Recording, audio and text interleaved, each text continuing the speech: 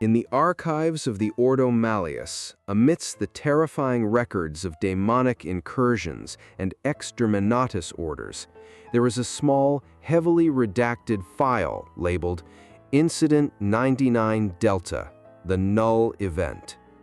Usually, this label is reserved for weapons of mass destruction that can erase souls from existence. In this case, however, it refers to a man named Kevin. Kevin 4 Gamma was not a hero. He was not a warrior. He was an assistant data entry clerk for the Departamento of Munitorum Binder Sorting, subsection C. He was a man so aggressively average that automatic doors frequently failed to open for him. Not out of malice, but because their sensors simply didn't register enough presence to warrant the use of electricity. Kevin had a secret. He didn't know it, but he was a blank, a pariah, a soulless one. In the metaphysics of the 41st millennium, every human soul shines in the warp like a candle. Kevin's soul was not a candle. It was a bucket of ice water thrown into the face of the universe. To a normal person, standing next to Kevin felt like remembering an awkward thing you said at a party 5 years ago. To a psyker, it felt like having a migraine while someone explained tax law. But to the cult of the Crimson Tier, who were currently looking for a sacrifice to summon a greater daemon, Kevin looked like something else entirely. Easy prey. The kidnapping took place on a drizzly Thursday evening. The cultists, 5 men dressed in robes that were meant to look terrifying but mostly looked damp, ambushed Kevin in an alleyway behind the manufactorum. Ideally, this should have been a moment of terror.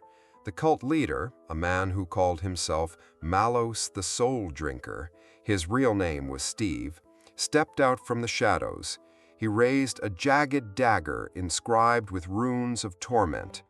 He prepared to shout a curse that would freeze the blood in Kevin's veins. Instead, Malleus felt a sudden, inexplicable wave of self-consciousness wash over him. "Halt!" Malleus shouted, but his voice didn't boom, it cracked. It sounded less like a warlord of chaos and more like a substitute teacher trying to control a rowdy classroom. Kevin stopped. He looked at the dagger. He looked at the robes. He didn't scream. He squinted. "Is that velvet?" asked Kevin. Malleus blinked. The terrifying aura he usually projected was gone. It had simply evaporated the moment he entered Kevin's personal space. It is the Shroud of Night," Malleus stammered, trying to regain the vibe. "Silence, mortal! You are coming with us!" "It looks like velvet," observed Kevin, adjusting his glasses. "Does it crush easily? My aunt has a sofa like that. Nightmare to clean." "Get in the van!" Malleus shrieked, abandoning the mystique entirely. The other cultists grabbed Kevin. Usually, the touch of a heretic burns with unholy heat. To Kevin, their hands just felt clammy, like shaking hands with a fish. They threw him into the back of a repurposed chimera transport that had been painted black, with skulls crudely stenciled on the side. They slammed the doors. "Right," Malleus said to the driver, wiping sweat from his forehead. "Go, before the enforcers see us."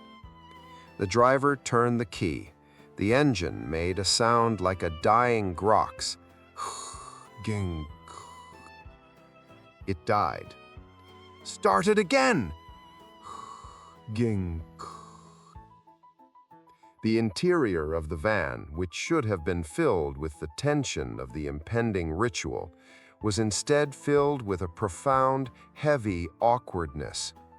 Kevin was sitting on a tire in the back, looking at his captors with mild curiosity. It is worth noting here that the Pariah gene does not just negate psychic energy. It creates an anti-field of narrative tension. Machines work worse because their spirits get depressed. Drama fails to manifest because the blank sucks the gravity out of the room. Attempting to perform a high-stakes kidnapping next to a blank is like trying to perform a Shakespearean tragedy in a bouncy castle. "Is it the alternator?" asked Kevin from the back. The cultists turned to look at him. They felt annoyed. Just looking at Kevin made them feel mildly irritable, like they had a stone in their boot. "Silence, sacrifice!" one cultist snapped. "It sounds like the alternator," persisted Kevin. "My cousin had a chimera. You have to wiggle the key." Malleus stared at his prisoner. He wanted to execute him, but he also really needed the van to start. "Wiggle the key," Malleus whispered to the driver. The driver wiggled the key. The engine roared to life. "There you go," nodded Kevin. "Told you." The journey to the ritual site took 40 minutes. Usually, the cult of the Crimson Tear spent this time chanting hymns to the dark gods, building up a psychic charge for the sacrifice. They tried, they really did. "Blood!" Malleus chanted, closing his eyes. "Blood for the primordial king!" "Blood," the others mumbled. They sounded bored. The chant fell flat. It didn't echo, it just hung in the air, smelling of stale air freshener. "Are we going to Sector 9? Kevin asked. "We are going to your doom!" Malleus roared. But again, his heart wasn't in it. He felt silly yelling in a van. "Because if we're going to Sector 9, you should take the bypass. There's roadworks on the main highway. You'll get stuck in traffic." Malleus gritted his teeth. "We do not care about traffic. We travel the path of shadows." 10 minutes later, the van of shadows was sitting bumper to bumper in a traffic jam on the Gamma 7 overpass. The cultists sat in silence. The chanting had stopped. One of them was checking his chrono. They were going to be late for the optimal astrological window. "I did mention the roadworks," Kevin said softly. Malleus turned around. He looked at this gray, unremarkable little man. He felt a desire to stab him, but it was a petty desire, not a grand, chaotic urge, but the kind of irritation you feel when someone clicks a pen too loudly. "Why?" Malleus hissed. "Why are you so calm? Do you not know what we are? We are the eaters of souls. We serve the powers beyond." "Oh, I figured you were cultists," Kevin shrugged. "It's the robes and the smell. Is that sulfur or, egg salad?" "It is brimstone." "Right, brimstone." Kevin nodded, unconvinced. "Look, I'm just saying, kidnapping people is a felony, but driving in a bus lane to bypass traffic is just a citation. If you want to make up time." Malleus looked at the empty bus lane. He looked at the stalled traffic. He looked at his dagger of unholy torment. "Driver," Malleus sighed, the weight of the universe pressing on his shoulders, "take the bus lane." The van swerved out of traffic. As they sped towards the ritual site, Malleus couldn't shake a terrible feeling. He felt like he wasn't the one in control. He felt like the prisoner wasn't scared of them. Worst of all, he felt like the sacrifice was going to require a lot more paperwork than he had anticipated. The van screeched to a halt outside the sanctum of eternal night. To the untrained eye, and indeed to the city zoning committee, this building was known as Unit 4B, self-storage, and industrial laundromat. The cultists marched Kevin down a set of damp concrete stairs. The air grew colder, smelling less like sulfur and more like mildew and bleach. They pushed open a heavy rusted door to reveal the inner sanctum. Ideally, a chaos temple is a place of madness. The walls should bleed, the shadows should whisper secrets, the geometry should be non-Euclidean, hurting the eye just to look at it. Malleus, the soul drinker, stepped inside and threw his arms wide, waiting for the dramatic effect to hit his victim. "Behold," he bellowed, "the antechamber of the abyss!" Kevin looked around. He adjusted his glasses. "It's a bit damp, isn't it?" Kevin noted, pointing to a large water stain on the ceiling. "You've got rising damp. You really need to check the flashing on the roof, or you'll get black mold. That stuff plays havoc with the respiratory system." Malleus lowered his arms slowly. The dramatic tension hadn't just left the room, it had packed its bags and moved to another planet. "The damp is the tears of the damned," Malleus improvised, but his heart wasn't in it. "It looks like a leak from the laundromat upstairs," Kevin said, sniffing the air. "Smells like fabric softener. Is that Spring Meadow?" The cultists exchanged glances. It was in fact Spring Meadow. It was very hard to feel like a harbinger of the apocalypse when your secret lair smells of fresh linen. It is worth noting here that maintaining a secret lair in the 41st millennium is a logistical nightmare. Property values in hive cities are exorbitant. Most chaos cults spend 10% of their time plotting the downfall of the Imperium and 90% of their time arguing about who is going to pay the electric bill. The ruinous powers grant many gifts: tentacles, extra eyes, the ability to vomit bees, but they notably do not grant subsidies for rent. "Silence," Malleus snapped, dragging Kevin toward the altar. "Prepare the circle of summoning.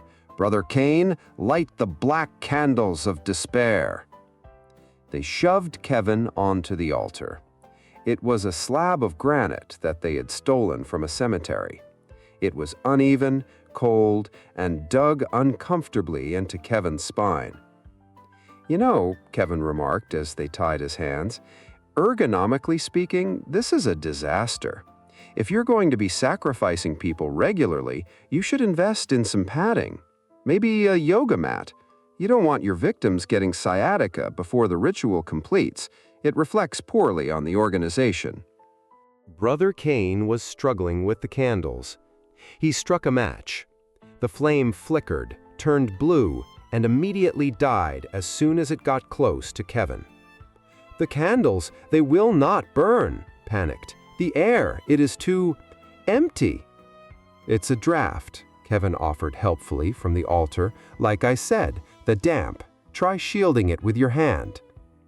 Cain shielded the flame. He managed to light one candle. It burned with a sad, pathetic little flame that looked like it wanted to apologize for existing. Now, Malleus stood at the head of the altar. He opened the Grimoire of Boundless Agony, a book bound in human skin. We begin the geometry of the summon. Drawing an 8-pointed star is actually quite difficult. It requires a good grasp of angles. Doing it while a man with zero soul is watching you judgingly is nearly impossible. Malleus drew the first line, then the second. He hesitated. The third point looked a bit shorter than the others. "That's not symmetrical," Kevin pointed out from the altar. "I'm just saying," Kevin continued, craning his neck to see. "If you're trying to summon a perfectionist daemon, he's going to be annoyed. That angle is obtuse. It should be acute." "I know what an acute angle is," Malleus screamed, sweating profusely. He tried to fix the line, but only succeeded in making it look like a chaotic potato. The other cultists were shuffling their feet. They felt embarrassed, standing around in robes watching their leader fail at high school geometry was not the glorious ascension they had been promised. "Maybe," Brother Cain whispered, "we should measure it?" "We do not measure chaos," Malleus roared. "Chaos is fluid. Chaos is close enough." He stood up, dusting chalk from his robes. The symbol on the floor looked less like the star of chaos and more like a spider that had been stepped on. "It is time," Malleus announced, trying to regain his dignity. "The invocation, bring forth the affame." A cultist handed him the ritual dagger. In theory, this blade had been forged in the warp, quenched in the blood of innocence, and vibrated with malice. Malleus held it up. He waited for the familiar hum of evil power. He waited for the whispers in his mind urging him to kill. Silence. In Kevin's presence, the dagger was just a knife, a bit rusty, slightly dull. Malleus looked at it. He suddenly realized how silly he looked, a grown man in a dress holding a kitchen knife in a basement that smelled of laundry. "Are you going to wash that first?" Kevin asked, eyeing the blade. "I saw you drop it on the floor earlier. Tetanus is a real risk in these old buildings."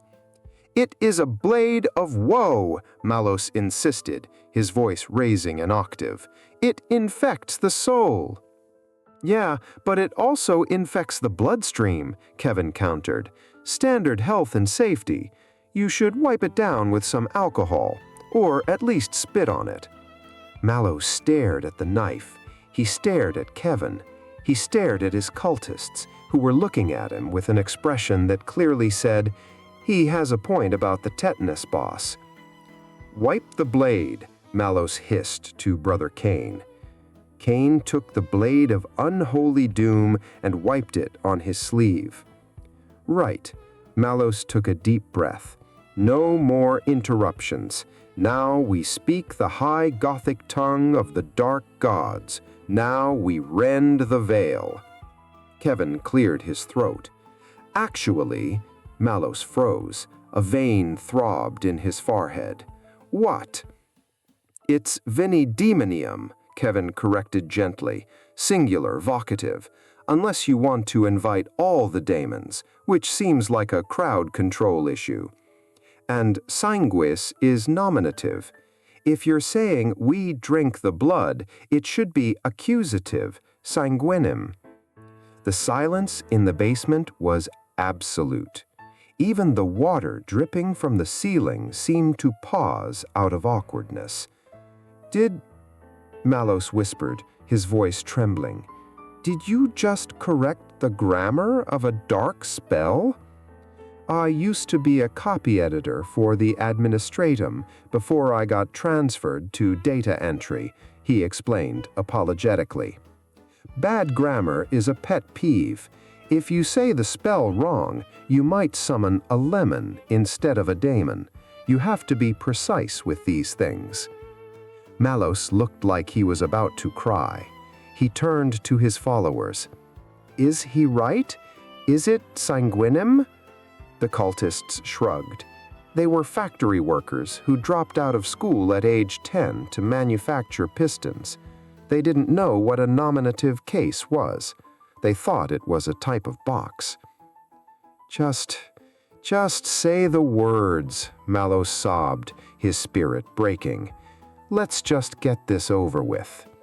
He raised the knife again, but the moment had passed. The terror was gone. The mystique of the ritual had been murdered, dissected, and filed away under administrative incompetence.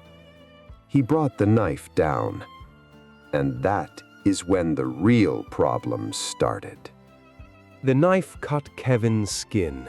It wasn't a fatal blow. Malleus was shaking too much from frustration to aim for the heart, so he nicked the shoulder instead. But in the ancient alchemy of the warp, accuracy is secondary to intent. Blood was spilled. The ritual was complete. Technically speaking, this should have been the end. The barrier between realities should have shattered. The room should have flooded with liquid shadows. Zaltharax, the weaver of paradox, a greater demon of Tzeentch, should have burst forth from Kevin's flesh to reshape the world in fire and madness. Instead, there was a sound like a balloon slowly losing air.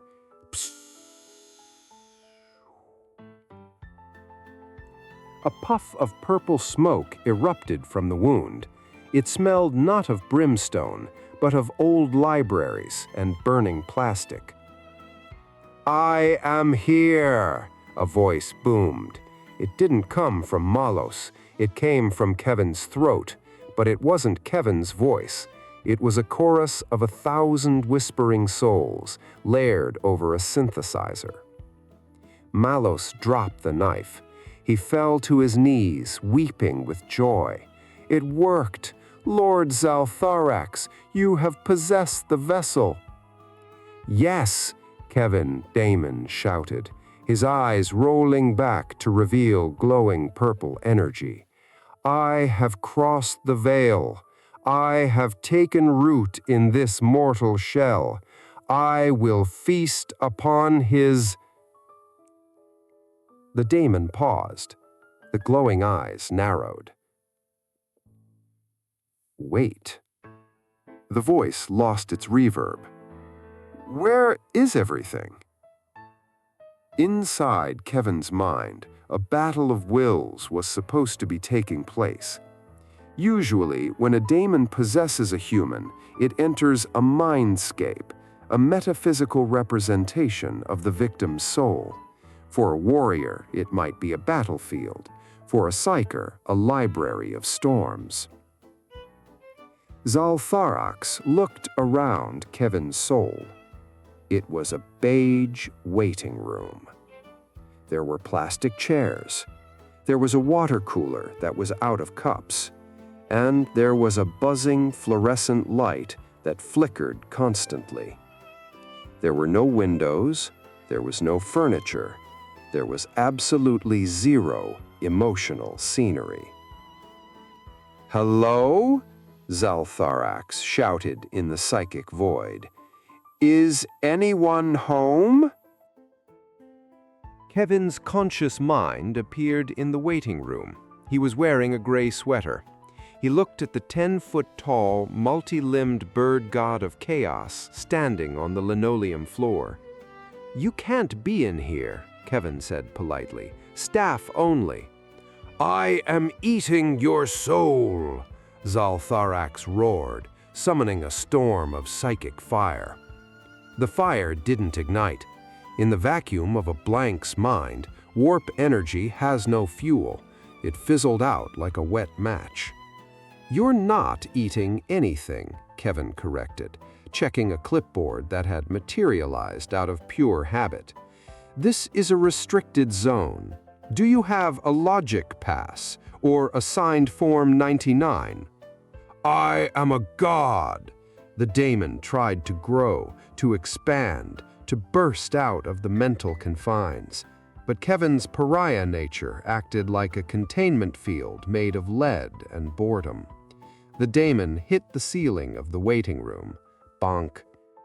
Back in the basement, Kevin's body was twitching. "My lord," Malleus asked, trembling. Why? Why are you hitting yourself?"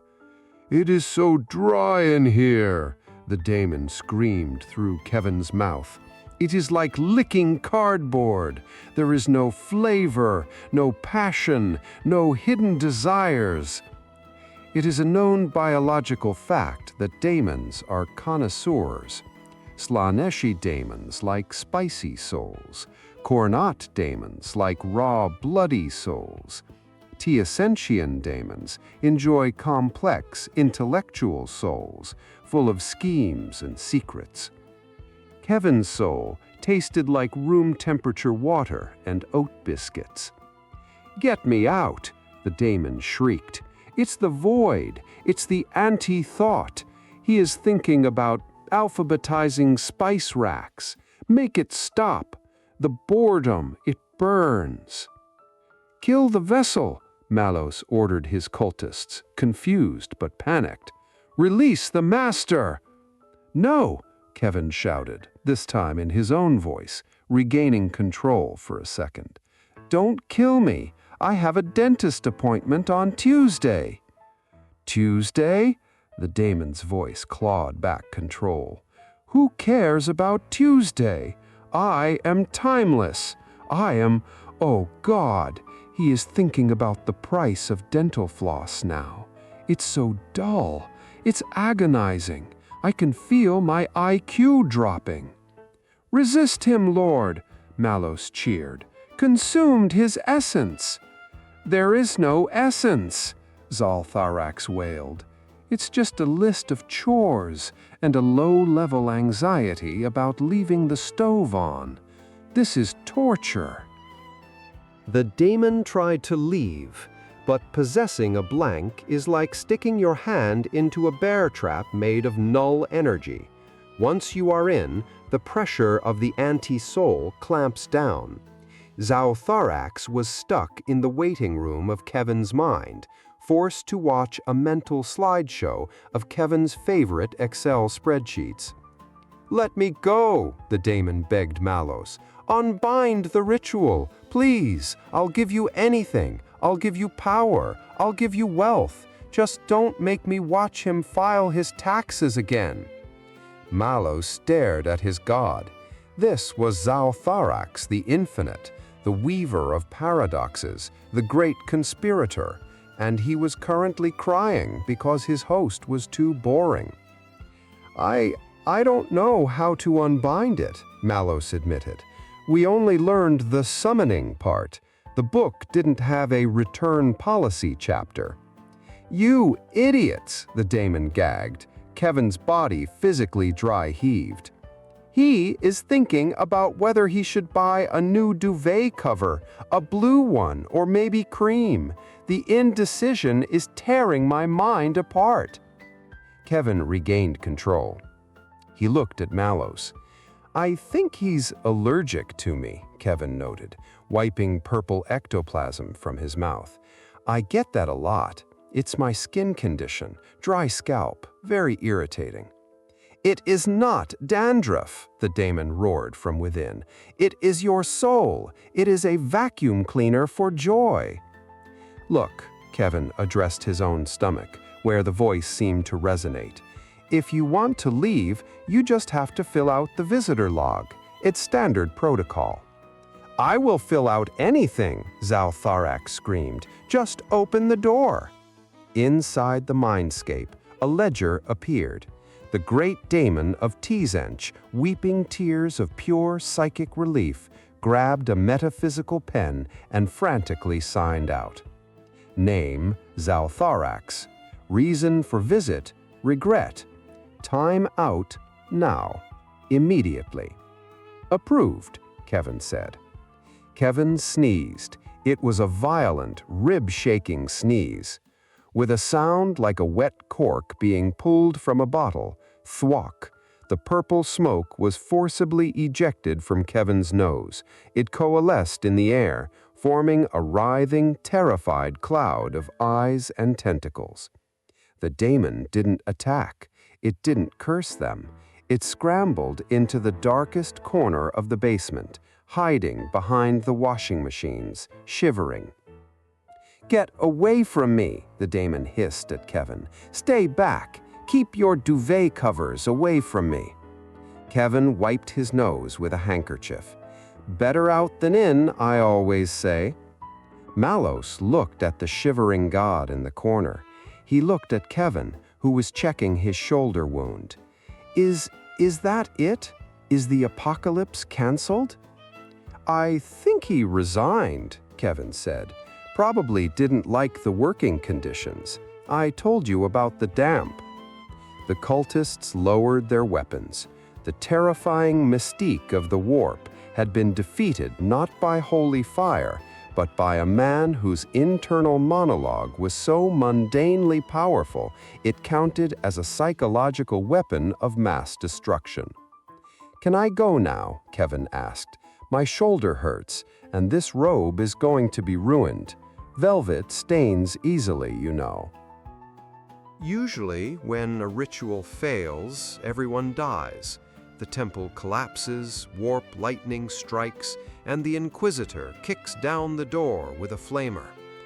This ritual didn't end with a bang. It ended with a profoundly awkward silence, punctuated only by the spin cycle of the washing machine upstairs finally kicking in. Malleus, the soul drinker, whose name was feeling more like Steve with every passing second, looked at the cowering Greater Demon in the corner. The entity was currently trying to make itself look like a pile of laundry to avoid eye contact. Malleus looked at Kevin. Kevin was dabbing his shoulder with a tissue he found in his pocket. "So," Kevin said, breaking the silence, "are we done? Because if you're not going to eat my soul, I really should be getting back. My cat gets anxious if I'm late with dinner." Malleus sighed. It wasn't a roar of rage. It was the sigh of a middle manager realizing he has to work on a Saturday. "Release him," Malleus muttered. "But master," Brother Cain protested, "he has seen our faces. We must silence him." "Silence him?" Malleus gestured wildly at Kevin. "Look at him. He just evicted a Daemon lord by boring it to death. If you stab him, the knife will probably get bored halfway through and stop working. Just get him out of here. He's ruining the vibe." They untied Kevin. There was no struggle. Kevin stood up, stretched his back, and made a little pop sound with his joints. "Ooh, stiff," Kevin noted. "I told you, granite is terrible for the lumbar region." Just go," Malleus rubbed his temples. "Well, I can't just walk," Kevin pointed out reasonably. "You brought me in a van. It's raining, and this part of the hive isn't safe at night. I might get mugged." The cultists stared at him. You want to ride?" Malleus asked, incredulous. "From the people who just tried to sacrifice you?" "It's only fair," Kevin shrugged. "You disrupted my commute. Plus, technically, since you kidnapped me, you have a duty of care until I'm returned to my point of origin. It's common law." Malleus looked at the daemon, who was shaking its head frantically, mouthing the word, "Get him out." "Fine," Malleus threw his hands up. "Fine. Cain, drive him home, but don't talk to him. Don't let him critique your driving." The official records of the Ordo Malleus list the Sanctum of Eternal Night as a cult cell that mysteriously disbanded due to internal ideological conflicts. The truth, filed under Anomalies Social, is far stranger. The cult didn't disband because of the Inquisition. They disbanded because they couldn't look each other in the eye anymore. They tried to summon a god of madness, and they got a lecture on grammar and road safety. It ruined the mystique. Mabos went back to his day job as a forklift driver. Zaltharax, the demon lord, requested a transfer to a feral world where people just scream and don't ask for visitor passes. The lesson here is one of the galaxy's most secret truths. We are told that the warp is a reflection of humanity's emotions. It feeds on our highest highs and our lowest lows. It devours passion, terror, and ambition. But there is a defense against the darkness, a shield that no power sword can penetrate and no psyker can break. It is the shield of the mundane, the armor of the awkward. There are souls in this galaxy so fundamentally beige, so aggressively uninteresting, that the chaos gods look at them and simply swipe left. Kevin is one of those souls. He is a blank, not just in spirit, but in personality. And in a universe of gods and monsters, sometimes the most powerful thing you can be is a guy named Kevin who just wants to go home and check his spice rack. The Emperor protects, but social awkwardness protects better. End recording. Filed under Victories Embarrassing. Cross-reference Sacrificial Protocols, Grammar and Hygiene.